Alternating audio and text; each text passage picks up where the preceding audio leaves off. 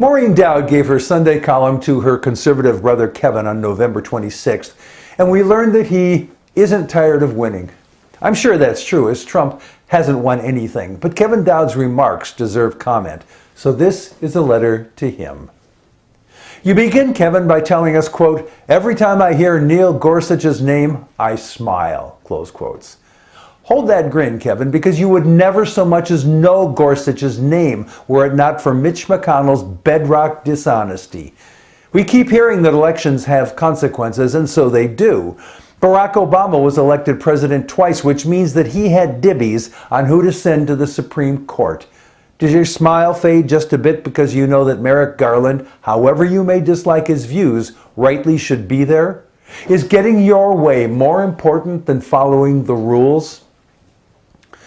You admired Trump for his resilience against, quote, "an unrelenting and unfair press," close quotes. Really? The press is supposed to be unrelenting. You remember the Fourth Estate holding politicians' feet to the fire? And it has been unrelenting with every president you can remember. So get over that. And tell me about the unfair reporting from the mainstream press. Not the wacko stuff from the publications telling us about the woman with 3 breasts and the guy who was abducted by aliens who probed his navel. You'll easily find reports that condemn Trump for his malfeasance, or a stupid tweet, or his more than 5 lies per day, but none of that is unfair. Come on, name just one unfair report. Until this week, Kim's rockets could only hit the West Coast, so you wrote, quote, "We're probably all right until he can hit a red state," close quotes. Did you actually write that? Is that some kind of comfort for people in red states willing to sacrifice the people of Washington, Oregon, and California, any blue state, as long as it doesn't nuke the red staters? You claim that Trump is undoing Obama's executive orders, and so he is.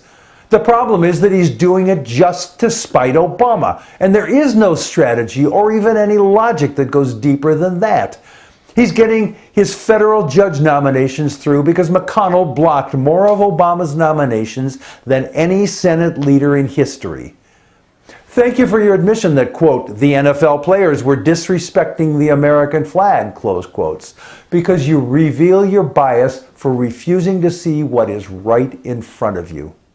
Thank you, too, for pointing out that while we haven't seen a direct connection between Trump and Russia, Mueller's investigation has found collusion with Hillary and the DNC on the dossier.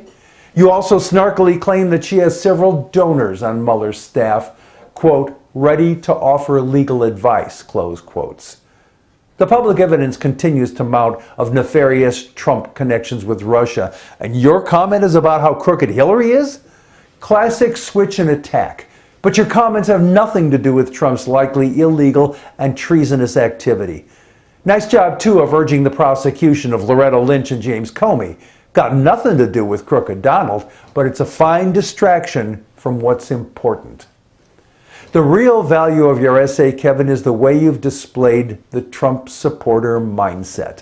The deflections from core issues, the conscious enthusiasm to ignore outrageous wrongs, the blissful attitude that if it doesn't hurt you directly, it's okay, and your impenetrable blinder for harm to others. But here's the thing, Kevin.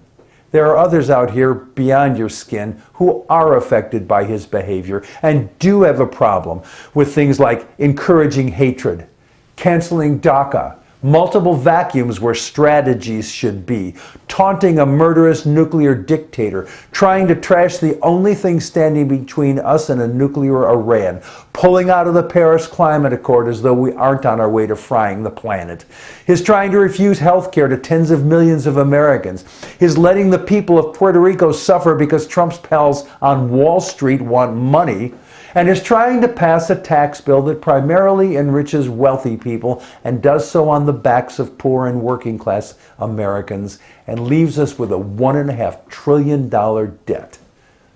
Yeah, Kevin, it must be nice and comfy to ignore the harm this president is doing and just bask in the glow of the raised middle finger that is Trump Nation. I'm Jack Altshuler.